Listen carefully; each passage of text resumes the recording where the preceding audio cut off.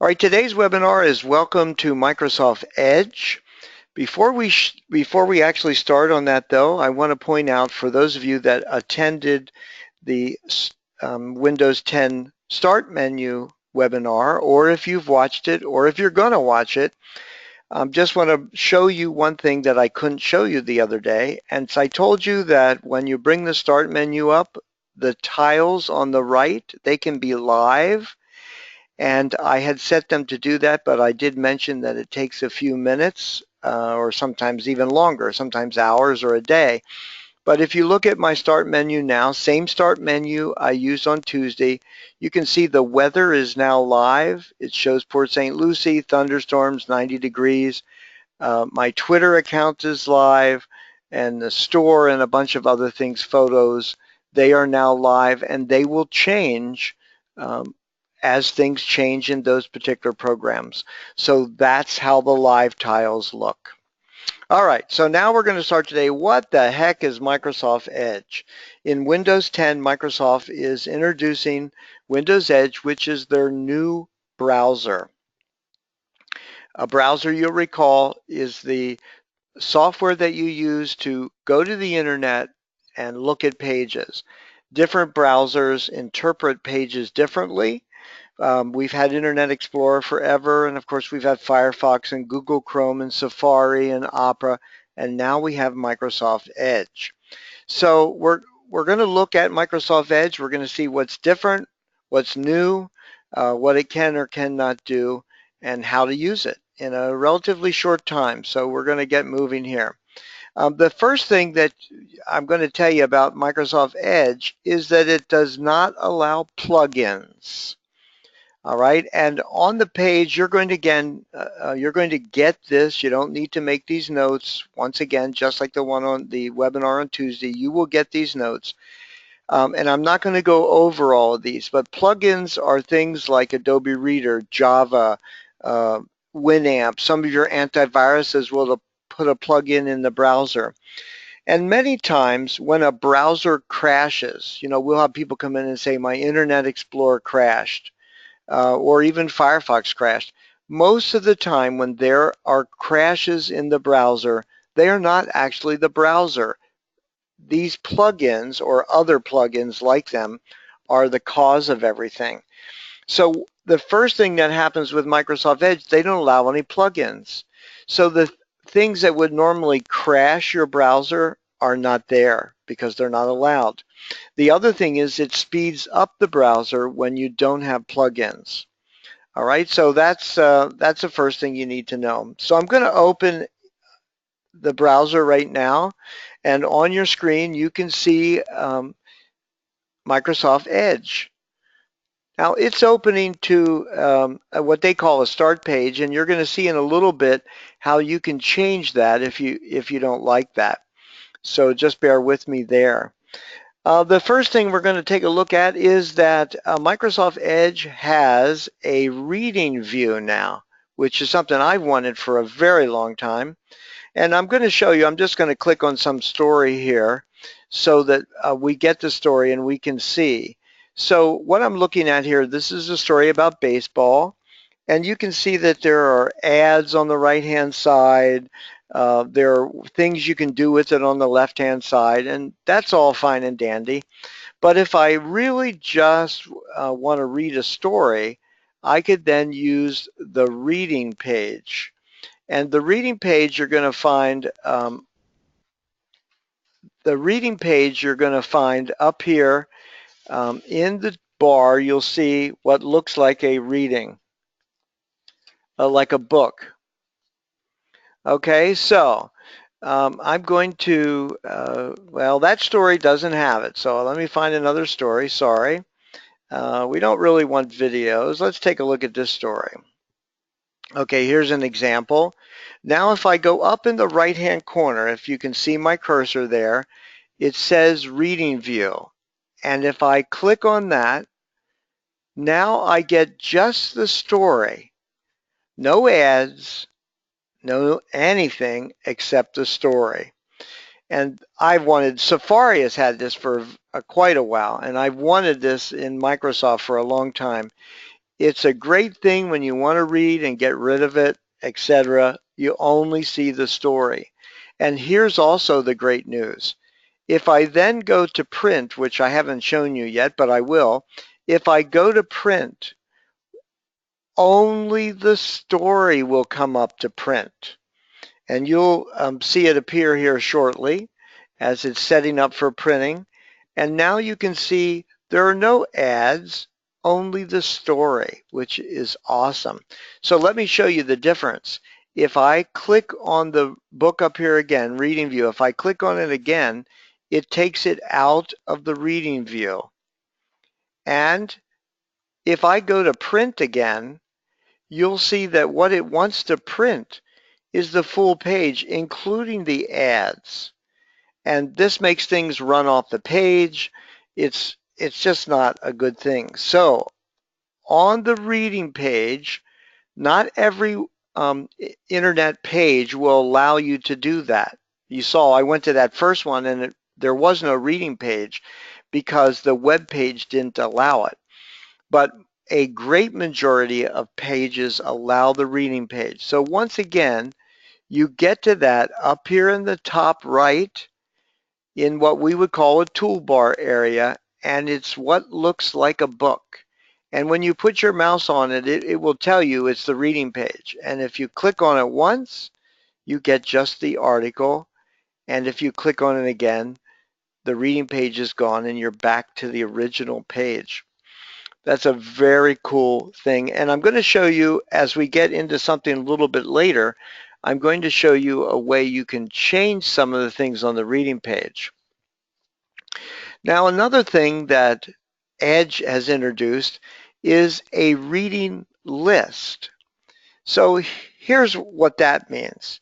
In the past, let's say you came to this page about these fires and you want to go back to it later. You don't have time to read it now. So you would maybe mark it as a favorite, or you would what we call bookmark it. Well, the truth is you only want it to go back and read one time and then you don't want it anymore, most likely. So instead of having 50 favorites of things that you really only meant to read one time, you can now go and to the right of the reading, there is a star. And of course, this is how I can add something to either favorites or reading list. So if I wanted to go back to this and only read it, I'm going to add it to the reading list. And there you go. I'm going to click on the reading list. And now it's in there instead of a favorite. Then when I'm done reading it, I can just delete it out of there instead of having to look through all my favorites or try to scroll for it or see if it's at the bottom. It's much easier to do that. So it's great if you just want to go back and read it and then get it out of there. Now, how do you get back to it? In the reading list. All right, to the right of the star, there are these three horizontal lines, and this is called the hub. And inside the hub, if I click on the hub, here are the things that are inside the hub. You can find your favorite list. You can find your favorite or your reading list. You can look at your history of where you've been in Microsoft Edge, and you can also look at downloads. So one of the problems that sometimes happens is people will download a file and then they don't know where to find it. Well, in the case of Microsoft Edge, you simply go to the hub and now it is right there in the hub, downloads. So I can look at whatever I've recently downloaded. I could open the download folder if I wanted to. Again, history is here. It also gives me the option to click and clear all my history. And then once again, here's the reading list. So if I look in the reading list, I actually have two things in my reading list. The one that I just showed you, the Washington fires, I can take a look and go back on that in my reading list. And then if I want to, I can go back to the reading list, and if I want to get rid of it, I can then right click on it and click remove, and it will be gone from my reading list. As far as favorites in the hub, you can see favorites here. You can also see where to the right of favorites it says import favorites. So if I want to import my favorites that I had, say, in Internet Explorer, I can do that. I can just click on that and it will give me the option to do that. There's also another place to do that, which I'll show you in a little bit. But right now, if I clicked on import, there they are. I can import from Internet Explorer. I can import from Google Chrome. Okay, so that 3 horizontal lines, that is called the hub. And again, in there you can find your favorites, your reading list, your history, and your downloads. Now let's talk about another cool feature, and it's the icon that's to the right of the hub. If I click on that, here's something new in Microsoft Edge. You can now write on a web page. You can make a note on a web page. So if I click on that, you'll see at the top there's a drop-down toolbar. I'm going to click on this first pen, and now right on the web page, I can circle something on the web page. If I click on the next item, that's a highlighter. I can now highlight something on the page. And by the way, both of these pens are adjustable or customizable. If I click on this, there's a little arrow to the right. If I click on that arrow, I can change the color. So I had circled in orange. I'm going to click on red now, and I can circle in red. Again, the highlighter, if I click on the little arrow, I can change my highlighting color. So now I can highlight in blue. Now the next icon in the toolbar is the eraser. If I click one time on the eraser, I can then go to something that I printed and I can erase. For instance, I just erased that orange by double clicking on it. Or I could hit the little arrow on the eraser and I could clear all ink. And that takes everything off that I did. The next icon is if I want to put a written note. So I can type and I can say, this is a test note. And I'm right on the web page. Now I can move this by putting my cursor on the number next to it. I can then move this wherever I want it on the page. Okay, now here's a question you might ask. What good does all that do? I mean, it's cute and everything, but what good does it do you? Okay, here's how it becomes useful. On this same toolbar, there's a save icon over on the right. This is called a web note. I can now save it, and I can save it to OneNote if I have OneNote. I can save it to favorites, or I can save it to my reader list. All right, to the right of that icon, there is a share icon. And now I can share this through email, OneNote, through Evernote, through YouSendIt. And there will be other ways to share as you put other applications on your computer. So if I share it, I can click on email and I could now send this share to somebody through my email. And I'm going to put this up to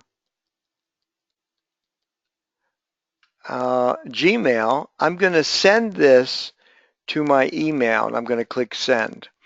So if I go to Gmail, the website along with the things I've done on it will come through as a picture. So the idea is that you could circle something that you want somebody to see or pay attention to, and then you could email it to them and they would see what you did. Now, one little note uh, that I've discovered, and I hopefully they will have a fix for this. If you write a note like I did, if I go to notes, if I go on the page and I go to that note, when you send it via email, the note is collapsed. All you see is the number beside it. Now you can put more than one note on the page. You could put 10 notes on the page if you wanted to. But when you send it via email, it's collapsed. So the person who gets the picture only sees a picture of the number one. They can't read your comment. And I'm hoping that there'll be a fix for that and that you'll be able to send the comment also. So just keep that in mind when you try this. Now, one other icon on this bar on the left is if you want to capture a clip of the web page. You notice it says drag to copy region. So I'm going to do that. I'm going to capture this, and it's now copied to my clipboard. All right, so I could bring something up and paste it from my clipboard just like I would do anything else, and that's very similar to the Snipper or one of those type of apps that captures part of a screen page. When you want out of that, you just X out of it. So in the upper right hand corner, that's the web note. Now let me tell you, what you need to do is click on that and play with it. You want to learn it, play with it, try different things, work with the tools in it. And you may find it useful. Like I have people a lot of times want to send a web page to somebody, and they have to write a whole email to point out something they want them to read. You could now highlight a paragraph, whatever, and send it to your friend, your relative, and they would then know that that's what you want to emphasize. All right, the next icon to the right is called the share icon. Now this is a share if you're not doing the writing on the page, but you want to share this web page. You can share it via email. You can share it by a reading list app. You can share it to your OneNote. There's various ways you can share this web page. Much easier than an Internet Explorer. So that's what the share is about on the toolbar. Now to the right of the share is one last icon, and this is called the More Actions. And we're going to spend a couple minutes on this because it's a lot to cram in 30 minutes. The More Actions, if I click on that, you can see different things you can do. You could open a new window. You could open a new in private window.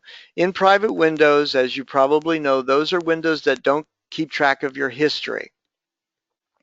Uh, I, Generally speaking, I personally don't really have any use for those, but a legitimate use might be right before Christmas, you want to go shopping for your mate and you don't want them to see in your history what you were looking for. That might be a way.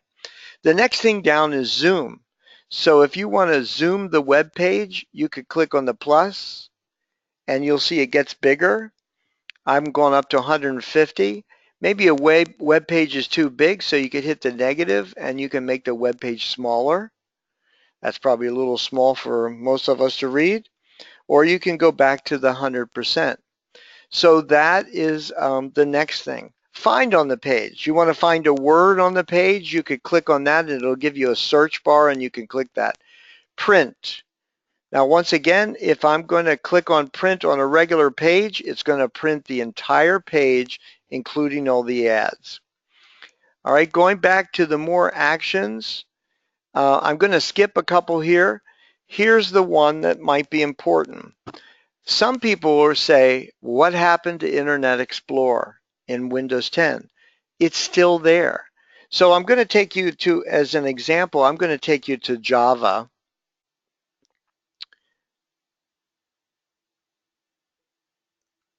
I'll get you there in a second. And then, hang on, got to click on the right thing, John. Okay, Java. All right, so now I'm going to click on Do you have Java? And when I do that, I'm going to make this bigger so you can read it. Oracle tells you right off the bat, on Windows 10, the Edge browser does not support plugins, so therefore it won't run Java. So if that's the case, they tell you to switch to another browser, Firefox, Internet Explorer, to check it. Now, Internet Explorer is not missing, it's just hidden. So here's what I do. I'm going to go up to More Actions, and down near the bottom it says Open with Internet Explorer. So I'm going to click on that, and when I do that, Internet Explorer that we all recognize opens. Here's the Java, verified Java. I can click on that because Java will run in Internet Explorer. And when it pops up, I can go ahead and verify Java, which I'm going to do right now just so you can see. So Internet Explorer is not gone. Oh, how about that? There's a new version. Just must have come out. Okay, so I'll do that later. But just to give you an example of how to get to Internet Explorer, you simply go to the More Actions and go down and say Open with Internet Explorer. And then you can do things in Internet Explorer that Microsoft Edge won't allow you to do. Now again, the reason it won't allow plugins, couple reasons: faster speed on the internet, and you're less likely to get those things that crash the browser and cause all kinds of problems.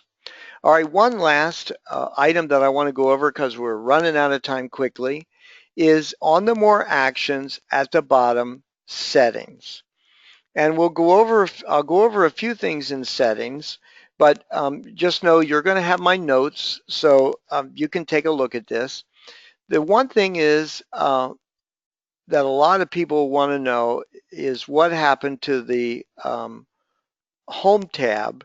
And in the settings, you are able to set up and show the Home icon. You can also do other things in settings. You can show the favorites bar, which like right now is off. So I've done that, and the favorites bar now shows. I don't have any favorites in the favorites bar right now, but I can import my favorites from another browser. The other thing is when you open Microsoft Edge, I'm going to close and open again so you can see. If you don't change anything, it opens in what it calls the start page, which is basically some stories from MSN and some other places. If you don't like that, I can go to settings and I can change and have it open a new tab, the previous pages, which by the way, I don't recommend, or a specific page. So if I click on that, it brings up MSN, Bing, or it says custom. So if I wanted custom, I can enter a web address, and I'm going to put, and you have to do the HTTP, and I'm going to say I want it to open, and I'm going to click the add.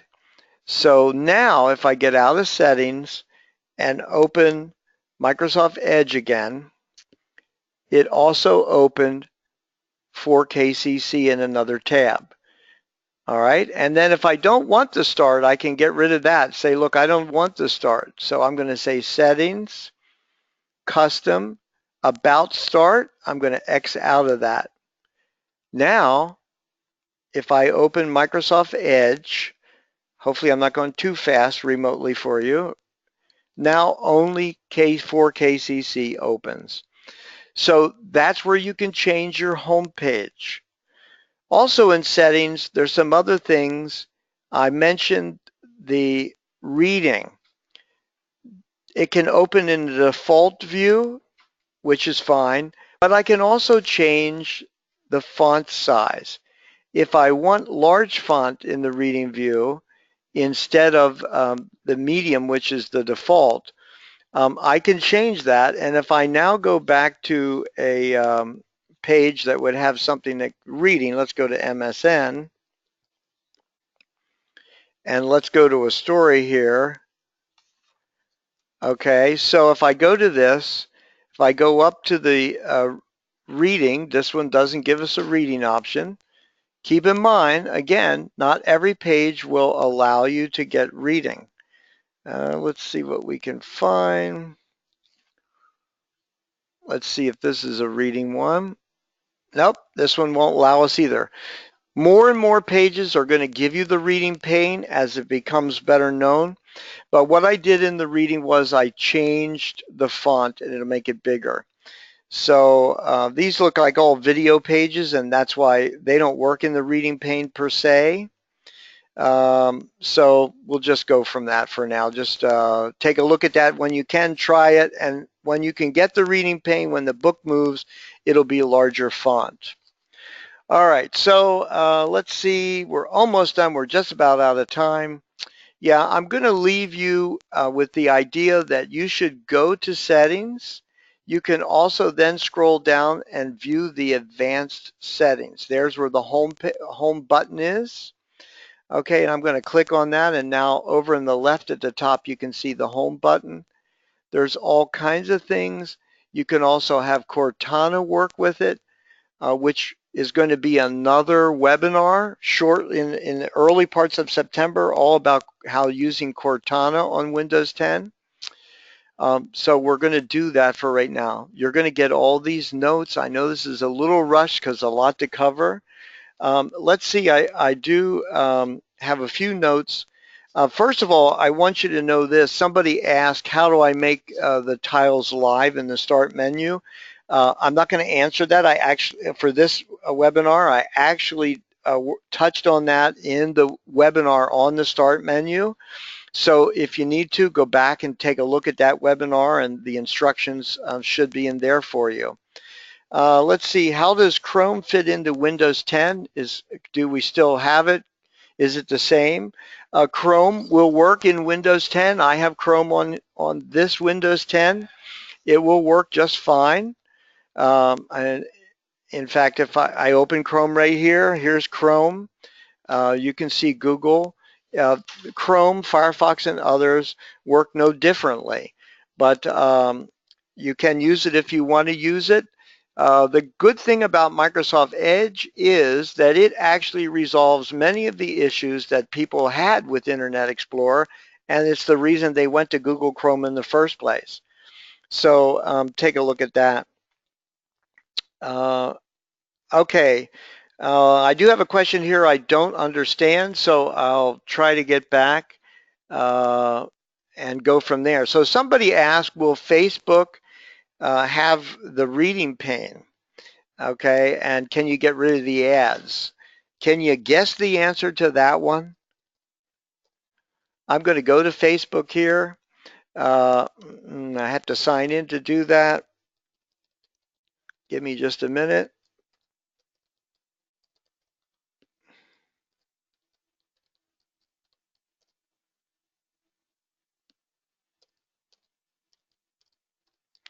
Oh, I don't think I know the password. It's a real long one. I think I have the wrong one.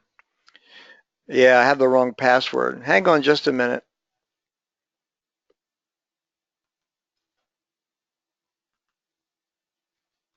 Bear with me while I look it up. I change that one pretty frequently because strange things happen on Facebook, in case you didn't know that.